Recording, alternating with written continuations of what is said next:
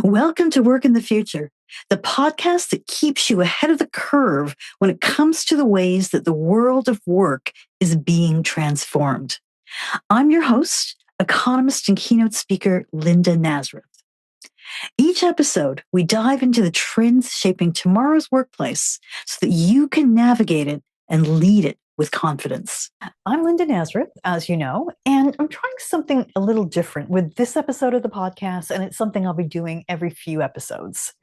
I love talking to guests. I love the different topics we're able to cover, but sometimes I feel like we're missing the big picture. We are not covering what I spend a lot of time doing, which is talking about what's going on in the economy, what it means for the labor market, and from that, what the big trends are. And some of them are serious and some of them are a little more quirky, but there's a lot going on. And I thought it would be really great to share that with our listeners and maybe give a slightly different perspective on things. And, it's interesting. People have talked to me about this and said they didn't even realize I'm an economist. And I spend most of my time talking to conferences. I'm out in front of groups, talking about future of work, talking about economics, talking about some of the bigger trends out there. And there's interesting things that come out of that from my research and from the things I gain from being in front of audiences. So this is just a good opportunity to share that with everyone. And honestly, it is the right time to be talking about these topics because the state of the labor force, well, it's not one static thing. It is changing so much.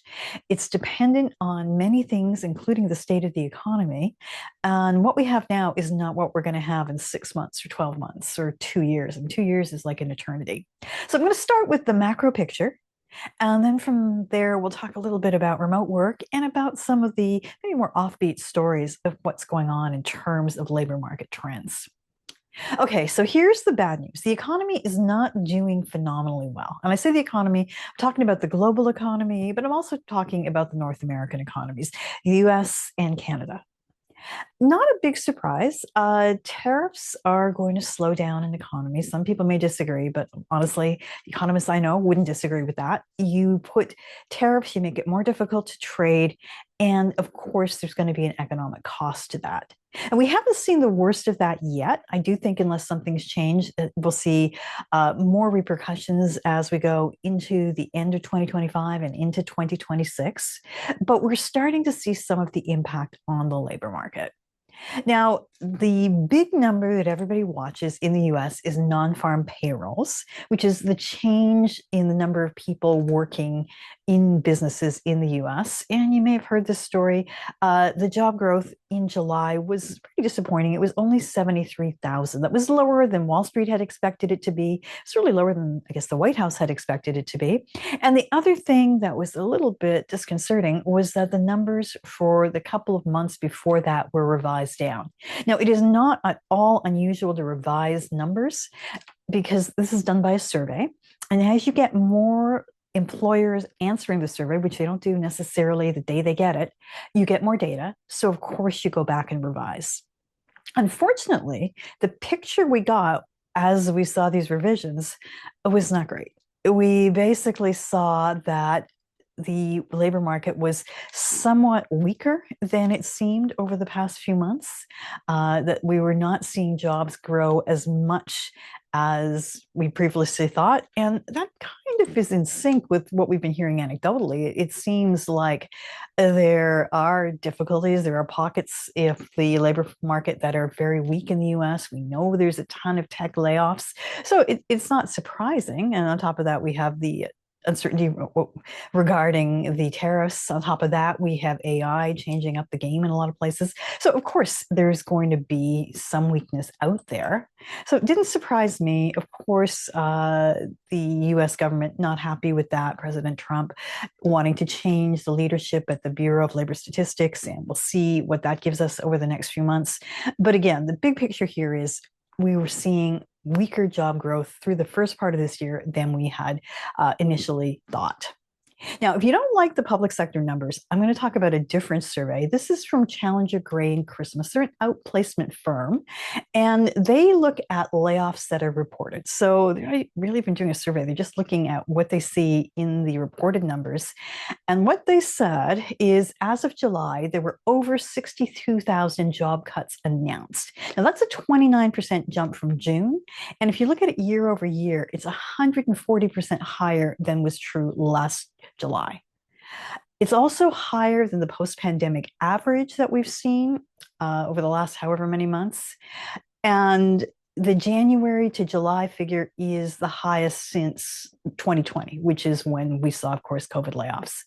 So this is not a great number. I'm not sure how you could spin it to make it look like a great number. But again, not a surprise. We have government downsizing. We have corporations trying to restructure to be ahead of whatever is happening. We have the artificial intelligence issue, and that's a huge issue. I'm going to be talking about this a lot with my guests through the fall.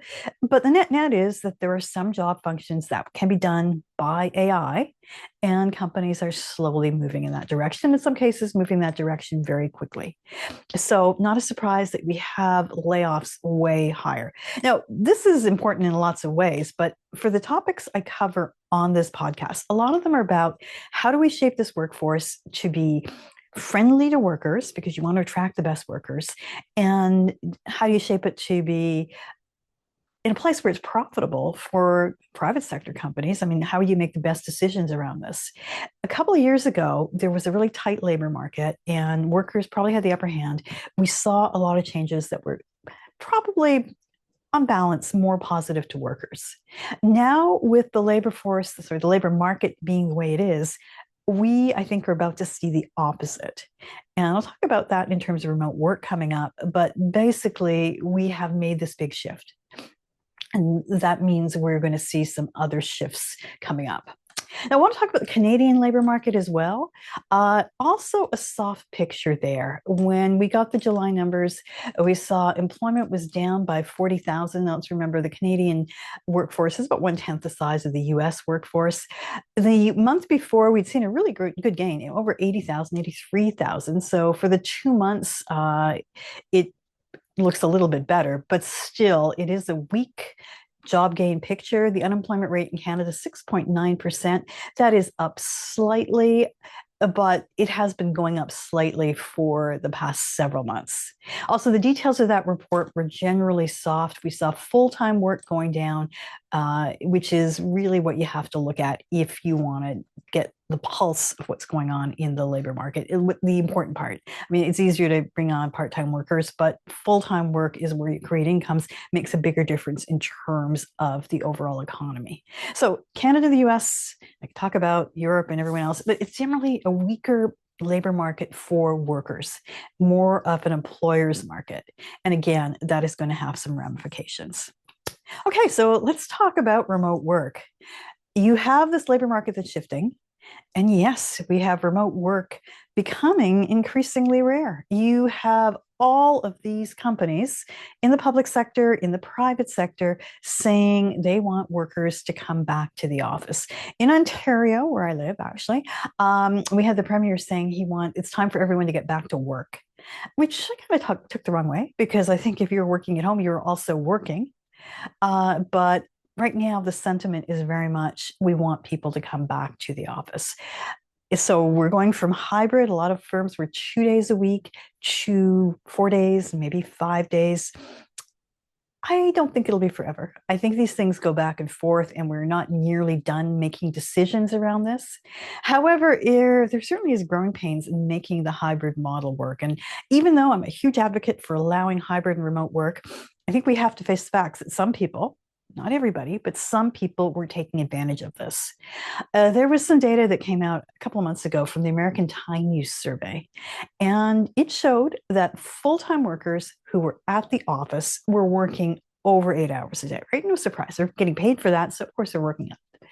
And then the same survey asked workers who were full-time but who were working at home, how many hours are you working? And unfortunately, the number came back as 5.45. So Some workers were honest about the fact that they weren't doing as much work at home as at the office. Now, there's lots of different ways to interpret this. For one thing, some firms pretty close eye on what people are doing at home, so they don't really give workers the opportunity to watch Netflix, same as other firms. There's also the issue of if you're getting your work done in 5.5 or 6 hours, do you really need to put in the 8? But for sure, a lot of organizations don't like to hear things like that. They've discovered this in their own workers, and this is part of what's prompting them to tell everyone to come back to work. It gets even worse if you look at people who have side hustles. And side hustles is something I've talked about a lot over the last few years, especially younger people. They maybe need the money, or they just have the opportunity with technology to do something on the side. Maybe it's have an Etsy store, maybe it's deliver for Amazon, maybe it's start a whole company and hope to ramp that up. But for multiple job holders, people who are doing more than one thing, but who have a full-time job, they were asked, how many hours are you working at the office? And the ones who were at the office said 7.86 hours. Okay, a little bit less than 8, but still a pretty high number. For multiple job holders who were working at home, on average, they said they were working 4.66 hours. Now, that is not a number that any organization is really going to want to hear. That they have people that are being paid full-time, that are at home, and that are not working full-time. So that's where we are. And again, this is in motion. We will see a return to the office for a lot of workers, but for a lot of reasons, it may not last forever. So we'll just have to monitor where this is going. Okay, I'm going to take a break right now, and then we're going to come back and talk about a couple of stories or a couple of trends that are shaping the workforce. If you're enjoying this conversation and want to bring insights like these to your next event, visit lindanazareth.com to book Linda Nazareth as your keynote speaker. Linda is an economist and futurist, and she is a dynamic and experienced speaker who has presented to audiences across a broad range of industries on the megatrends shaping the economy and the future of work. That's lindanazareth.com, or send an email to speaking@lindanazareth.com. Okay, I'm back talking about the labor force and some of the trends we've seen. I talked about the trends in remote work, talked about what we're seeing in terms of the macroeconomic numbers. A couple of interesting stories that maybe are more offbeat caught my eye over the last few weeks. One was from a Wall Street Journal article, but it's something I've seen other places too, which is basically saying that there seems to be a backlash against AI-driven interviews. I actually have an interview coming up about this phenomena, how companies are using AI, but maybe you've already experienced it. Maybe your organization is toying with this. How do we use AI to make things more efficient?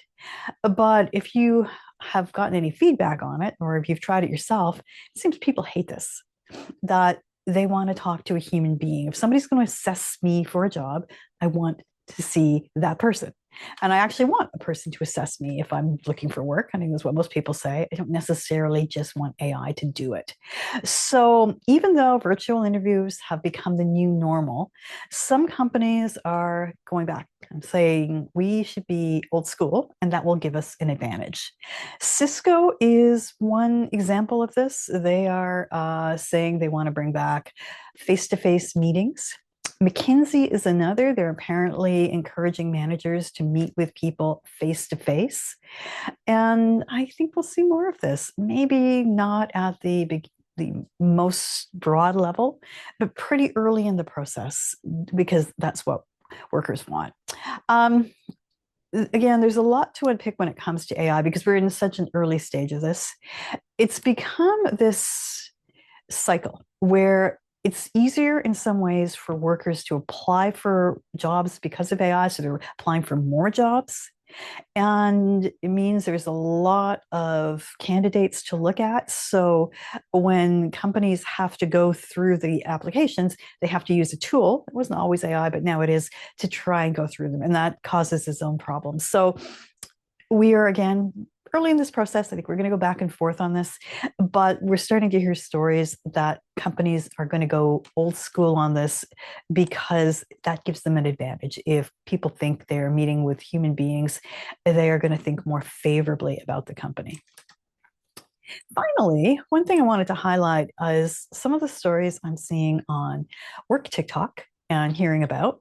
One trend we have, and I didn't go over the numbers, but is that it's much harder for younger workers to find jobs. And we've seen this all over the place. New York Times had an article a lot of people have quoted looking at tech grads and finding that they graduated and then the things that were supposed to give them jobs for life have completely changed. The tech jobs they were trained for have gone to have gone with layoffs because there's some overhiring, have maybe gone to other countries, have been replaced by AI, and they are stuck trying to figure out what's next.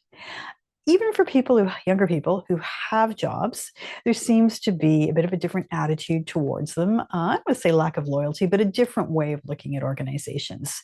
So because of that, we're hearing about on Work TikTok and elsewhere, a couple of new terms. One is task masking, which is, I think, basically goofing off at work, where you pretend to be busy, but you're actually on the internet or doing something non-work related on your phone or just sitting there and really not contributing anything to the company, which is why I say remote work is not necessarily the worst thing in the world.